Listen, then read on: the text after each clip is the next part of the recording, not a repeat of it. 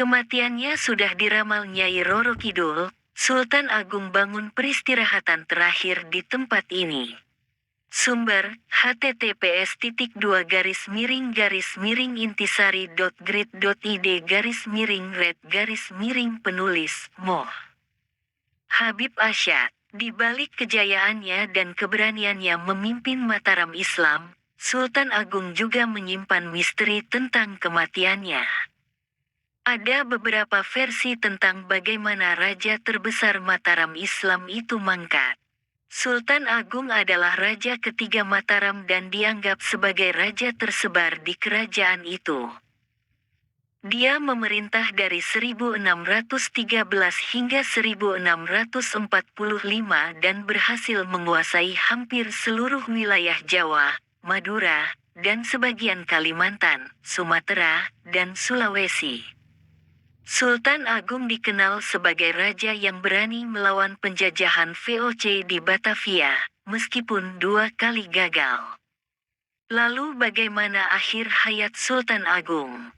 Menurut sejarawan H.J. de Graaf dalam bukunya Puncak Kekuasaan Mataram, Politik Ekspansi Sultan Agung, kesehatan Sultan Agung mulai menurun setelah mendapat gelar Sultan dari Mekah pada tahun 1640. Dia jatuh sakit parah pada tahun 1642 dan pemerintahan Mataram diurus oleh Tumenggung Wiraguna. Ada riwayat yang menyebutkan bahwa Nyi Roro Kidul, Ratu Pantai Selatan yang dipercaya sebagai istri spiritual Sultan Agung, sudah meramalkan kematian sang raja pada tahun 1644. Dalam ramalannya, Nyi Roro Kidul mengatakan bahwa Sultan Agung akan meninggal pada hari Jumat Wage bulan Ruwah tahun Alif 1645 dan dimakamkan di puncak Bukit Imogiri. Sultan Agung pun mempersiapkan makamnya di Imogiri dengan membangun sebuah masjid dan menara pengawas. Selain faktor usia dan penyakit kronis, ada dugaan bahwa Sultan Agung meninggal karena terkena wabah penyakit yang melanda Jawa pada tahun 1640-an. Sejarawan M.C. Wycliffe dalam bukunya Sejarah Indonesia Modern, tahun 1200 sampai tahun 2004, menyebutkan, wabah-wabah penyakit merajalela pada tahun 1640-an, dan kematian Sultan Agung mungkin sekali disebabkan oleh salah satu wabah tersebut. Wabah penyakit tersebut diduga adalah pes atau tifus yang menyebar melalui tikus atau nyamuk. Penyakit ini bisa menyebabkan demam tinggi, sakit kepala, muntah-muntah, bengkak-bengkak di leher atau ketiak, dan bercak-bercak hitam di kulit. Jika tidak ditangani dengan baik, penyakit ini bisa berakibat fatal. Namun, ada juga spekulasi bahwa Sultan Agung dibunuh oleh musuhnya, baik dari dalam maupun luar kerajaan. Salah satu yang dicurigai adalah Tumenggung Wiraguna yang mengambil alih pemerintahan saat Sultan Agung sakit. Ada yang mengatakan bahwa ia meracuni makanan atau minuman Sultan Agung agar bisa menggantikannya sebagai raja. Selain itu, ada juga kemungkinan bahwa Sultan Agung dibunuh oleh VOC yang ingin menghentikan perlawanan Mataram. VOC mungkin menyusupkan agen-agen rahasia atau mata-mata yang berhasil membunuh Sultan Agung dengan cara licik. Sayangnya, tidak ada bukti kuat atau saksi mata yang bisa membuktikan teori-teori tersebut. Sultan Agung meninggal dunia pada tahun 1646, kira-kira antara awal Februari dan awal April. Dia dimakamkan di kompleks makam Imogiri yang ia bangun sendiri. Makam Imogiri atau Pasarean Imogiri adalah kompleks pemakaman raja-raja Mataram Islam beserta keturunannya. Lokasinya berada di Bukit Merak yang dinamai Pajimatan Imagiri. Makam Imogiri memiliki gaya arsitektur yang merupakan perpaduan antara Hindu dan Islam dengan ciri utama bata merah yang mendominasi area makam bagian atas yang mengedepankan arsitektur Islam, abad ke-17. Makam ini juga memiliki sekitar 300 anak tangga yang harus dilalui pengunjung untuk mencapai area makam. Makam Imogiri menjadi saksi sejarah dari kejayaan dan kegagalan Sultan Agung dalam membangun kerajaan Mataram yang luas dan kuat. Sultan Agung juga mewariskan berbagai warisan budaya dan tradisi yang masih dilestarikan hingga kini, seperti kalender Jawa, aksara Jawa, wayang kulit, gamelan, tari-tarian, dan lain-lain.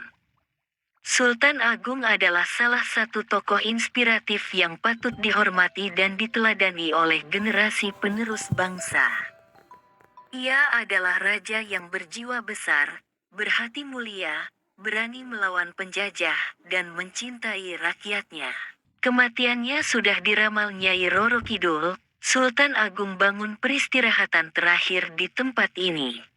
Sumber, https://intisari.grid.id/red-penulis, Moh. Habib Asyad, di balik kejayaannya dan keberaniannya memimpin Mataram Islam, Sultan Agung juga menyimpan misteri tentang kematiannya. Ada beberapa versi tentang bagaimana raja terbesar Mataram Islam itu mangkat. Sultan Agung adalah raja ketiga Mataram dan dianggap sebagai raja tersebar di kerajaan itu. Dia memerintah dari 1613 hingga 1645 dan berhasil menguasai hampir seluruh wilayah Jawa, Madura, dan sebagian Kalimantan, Sumatera, dan Sulawesi. Sultan Agung dikenal sebagai raja yang berani melawan penjajahan VOC di Batavia, meskipun 2 kali gagal. Lalu bagaimana akhir hayat Sultan Agung? Menurut sejarawan H.J. de Graaf dalam bukunya Puncak Kekuasaan Mataram, Politik Ekspansi Sultan Agung, kesehatan Sultan Agung mulai menurun setelah mendapat gelar Sultan dari Mekah pada tahun 1640. Dia jatuh sakit parah pada tahun 1642 dan pemerintahan Mataram diurus oleh Tumenggung Wiraguna.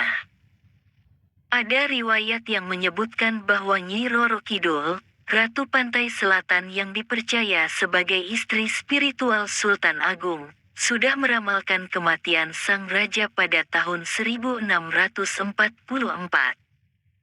Dalam ramalannya, Nyi Roro Kidul mengatakan bahwa Sultan Agung akan meninggal pada hari Jumat Wage bulan Ruwah tahun Alif 1645 dan dimakamkan di puncak Bukit Imogiri. Sultan Agung pun mempersiapkan makamnya di Imogiri dengan membangun sebuah masjid dan menara pengawas. Selain faktor usia dan penyakit kronis, ada dugaan bahwa Sultan Agung meninggal karena terkena wabah penyakit yang melanda Jawa pada tahun 1640-an. Sejarawan M.C. Wycliffe dalam bukunya Sejarah Indonesia Modern, tahun 1200 sampai tahun 2004, menyebutkan, wabah-wabah penyakit merajalela pada tahun 1640-an, dan kematian Sultan Agung mungkin sekali disebabkan oleh salah satu wabah tersebut. Wabah penyakit tersebut diduga adalah pes atau tifus yang menyebar melalui tikus atau nyamuk. Penyakit ini bisa menyebabkan demam tinggi, sakit kepala,